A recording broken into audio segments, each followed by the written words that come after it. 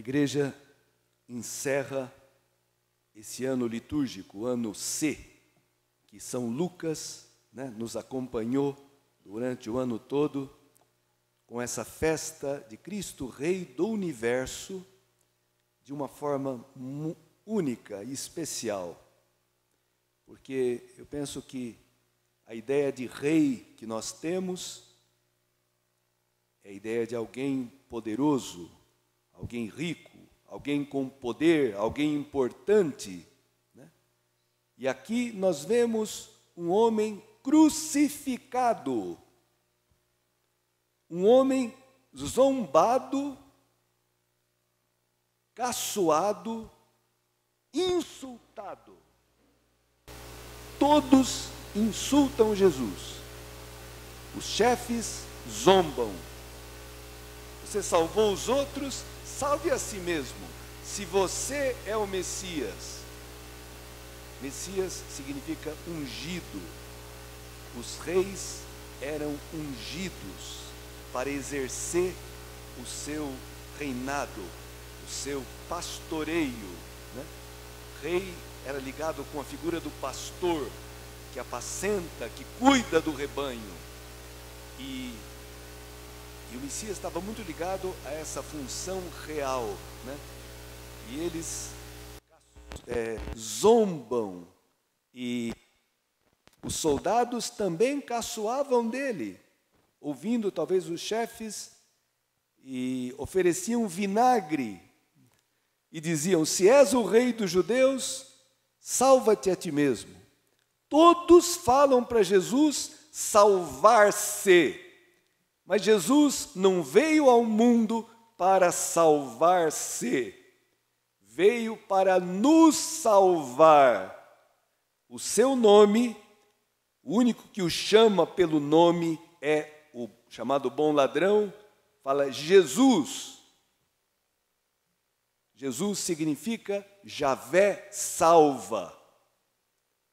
O único que não pediu para que ele descesse da cruz. Todos querem um rei que nos faça descer da cruz, que tire o sofrimento da nossa vida, porque nós estamos escandalizados da cruz. O sofrimento nos escandaliza, faz a gente duvidar do amor de Deus.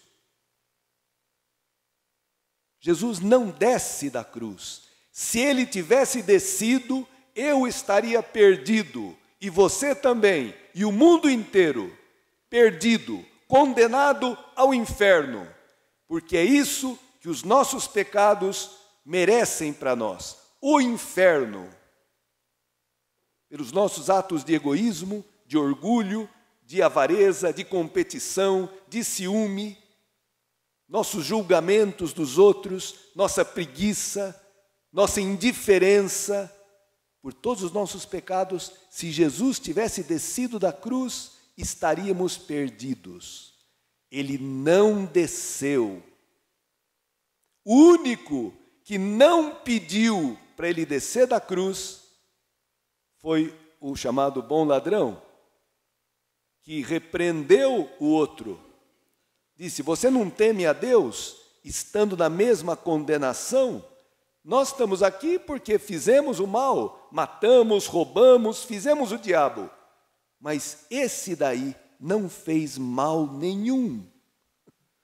Reconheceu a sua culpa, reconheceu a inocência de Deus, de Jesus. E diz, e aqui que está, irmãos, o centro desse evangelho: Jesus, lembra-te de mim quando vieres no teu reinado. Que fé desse bom ladrão. Esse cara, nos 45 minutos do segundo tempo, conseguiu a salvação. Olha o que São João Crisóstomo, um padre da igreja, bispo do século IV, olha o que ele diz comentando esse ladrão. Este ladrão roubou o paraíso. Ninguém antes dele ouviu uma promessa semelhante. Jesus vai dizer para ele: em verdade eu te digo, hoje estarás comigo no paraíso. Diz São João Crisóstomo: ninguém antes dele ouviu promessa semelhante, nem Abraão, nem Isaque, nem Jacó, nem Moisés, nem os profetas, nem os apóstolos. O ladrão entrou à frente deles, todos, mas também a sua fé ultrapassou a deles. Ele viu Jesus atormentado, devia estar todo ensanguentado, né? Um suplício dolorosíssimo. Para o crucificado respirar, ele tinha que fazer um esforço com as pernas pregadas e com os braços, né, com aqueles pregos. Era uma tortura, a crucifixão sem limites, porque não afetava nenhum órgão vital. Era um negócio para fazer sofrer, para causar dor e humilhação. Até os romanos, que inventaram a crucifixão, tinham vergonha dela, porque reconheceram que fizeram uma monstruosidade. Tá bom. Ele, esse bom ladrão, viu Jesus atormentado e adorou-o como se estivesse na glória. Viu-o pregado na cruz e suplicou-lhe como se o tivesse visto no trono. Viu-o condenado e pediu-lhe uma graça, como se faz a um rei. Ó admirável malfeitor, viste um homem crucificado e proclamaste-o Deus. Que fé desse fulano. Irmãos, e Jesus só respondeu para ele, não respondeu aos que zombavam, não respondeu aos que caçoavam, não respondeu ao que o insultava. E a blasfêmia desse, o malfeitor, que falou: salva-te a ti mesmo e a nós, né? Tu não és o Cristo. Mas Jesus estava salvando, mas aquela salvação não interessava. Que salvação era essa? A segunda leitura fala: ele nos recebeu no reino do seu Filho amado, por quem temos a redenção, o perdão dos pecados. Te interessa o perdão dos pecados? Te interessa a redenção que Cristo veio trazer?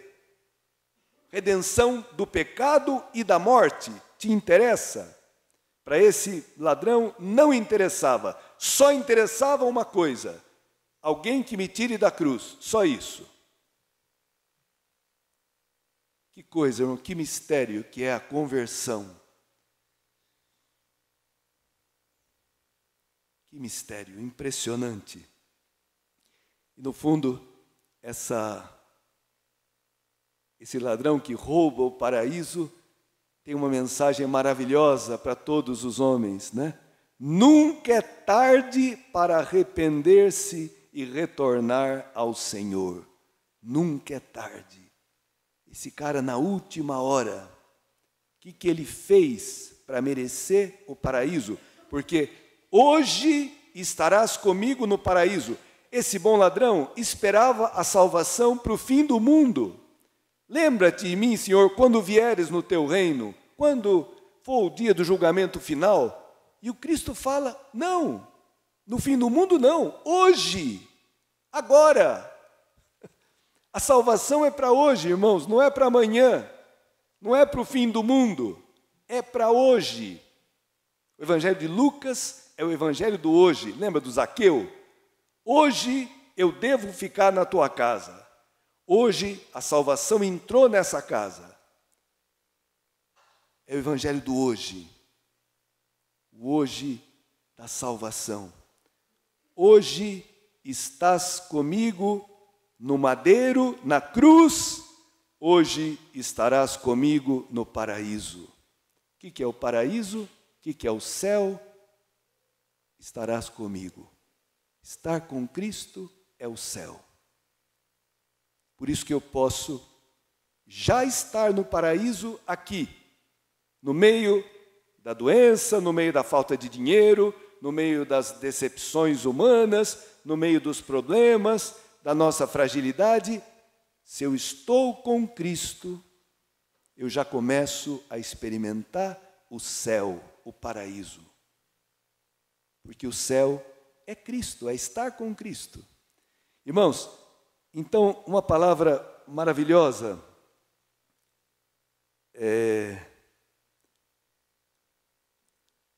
a morte de Cristo é o maior ato de amor de toda a história da humanidade. Cristo reina no amor.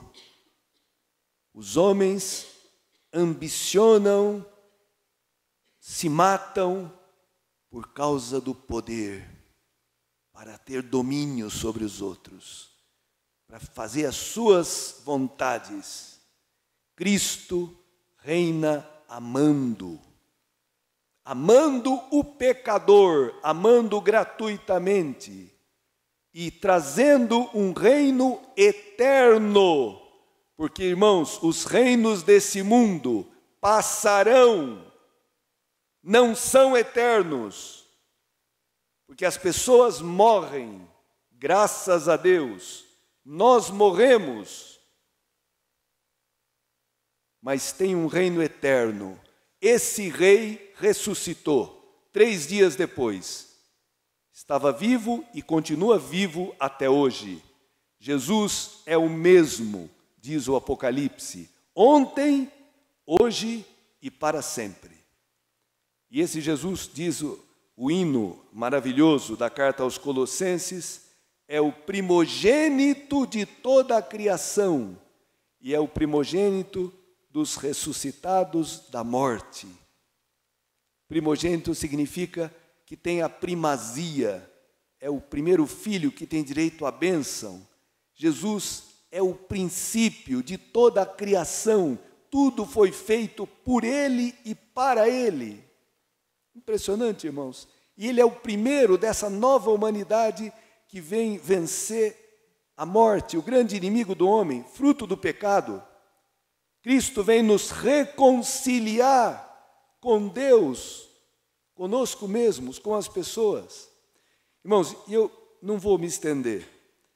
2 coisas. A primeira leitura fala da unção do rei Davi. O povo de Israel chega e fala: aqui estamos, somos teus ossos e tua carne. Reine sobre nós. E Davi faz uma aliança com eles, é ungido e começa a reinar, né, sobre todo Israel e Judá. Pois bem, irmãos, essa expressão, somos teus ossos e tua carne, onde é que vocês já escutaram ela? Aqui é o povo que está falando para aquele que eles querem que seja seu rei. É uma expressão que indica familiaridade. Osso dos meus ossos, carne da minha carne. Essa expressão usou Adão no paraíso, quando Deus apresentou a Eva, toda linda, e ele fala: essa é osso dos meus ossos, carne da minha carne. Por isso o homem deixará pai e mãe, se unirá à sua mulher, e os dois serão uma só carne. Ou seja, o que eu estou querendo dizer, irmãos? Que Jesus é o esposo, quer ser um conosco. Ele se fez osso dos nossos ossos, carne da nossa carne. Para poder morrer na cruz, ele se fez homem, sendo Deus. E ele faz uma aliança conosco. Na Eucaristia, ele se entrega a nós, a sua esposa, a sua igreja, que é você, que sou eu. Então, irmãos, alegremo-nos hoje. Entremos no paraíso, entremos no céu. O domingo é um dia que faz presente a eternidade. Eu espero, irmãos, que essas leituras também nos livrem do medo da morte. Vocês prestaram atenção no que nós cantamos no Salmo 121? Quanta alegria e felicidade! Vamos à casa do Senhor. É mais gozado que ninguém quer ir para a casa do Senhor, né? Não, tudo bem, a casa do Senhor está bom, mas agora não, deixa eu gozar um pouquinho mais dessa. Ninguém quer ir. Por quê? Muito simples. Nos falta amor pelo Senhor. Gostamos muito desse mundo. Gostamos muito dos nossos afetos, das nossas coisinhas, da nossa vida. Não conhecemos o Senhor. Se o conhecêssemos, desejaríamos estar com Ele. Não teríamos tanto medo da morte. Quanta alegria e felicidade! Vamos à casa do Senhor. São Paulo conhecia Cristo. Ele viveu no inferno quando era um julgador, perseguidor dos cristãos. Depois saiu das trevas e foi para a luz. Encontrou o amor de Cristo, o perdão de Cristo. Aliás, irmãos, esse evangelho, a gente só entende a atitude desse bom ladrão se a gente entender que 2 versículos antes, Jesus diz as primeiras palavras de Cristo na cruz: Pai, perdoa-lhes, eles não sabem o que fazem. Esse homem que devia ter muitos remorsos de tudo que fez de errado na vida, de repente escutou: Pai, perdoa-lhes, não sabem o que fazem. Essa palavra o salvou, essa palavra lhe deu a fé, essa palavra fez com que ele aceitasse de morrer pedindo humildemente: sim, Jesus, lembra-te de mim. Só que não esperava escutar o que escutou de Cristo: hoje estarás comigo no paraíso, no céu. Então, irmãos, alegremos-nos, bendigamos o Senhor, que essa palavra nos anime a todos na nossa luta de cada dia, né, no meio de tanta precariedade, incerteza, né, essa doença parece que está voltando, e é a nossa luta, precariedade. Mas quanta alegria e felicidade! Vamos à casa do Senhor. A casa do meu Pai tem muitas moradas, falou Jesus. Tá bom, então vamos dar graças a Deus por essa obra que Ele está fazendo conosco, pedir que Ele nos ajude nas nossas cruzes. Todos temos a nossa cruz de cada dia, todos. Podemos ter a atitude dos que zombam, caçoam, tentam a Deus, insultam a Deus, e podemos ter uma atitude de fé, dizer: Senhor, vem comigo, me ajuda a carregar a minha cruz, que eu não duvide do teu amor, fica comigo, né? Obrigado por ter me perdoado, porque, irmãos, o que pesa na nossa vida não é a cruz, sabiam disso? Por mais pesada que ela seja, o que atrapalha a gente é o pecado, é a dúvida do amor de Deus. Se você vive na graça de Deus, a cruz te santifica, a cruz te amadurece, a cruz te aproxima de Deus.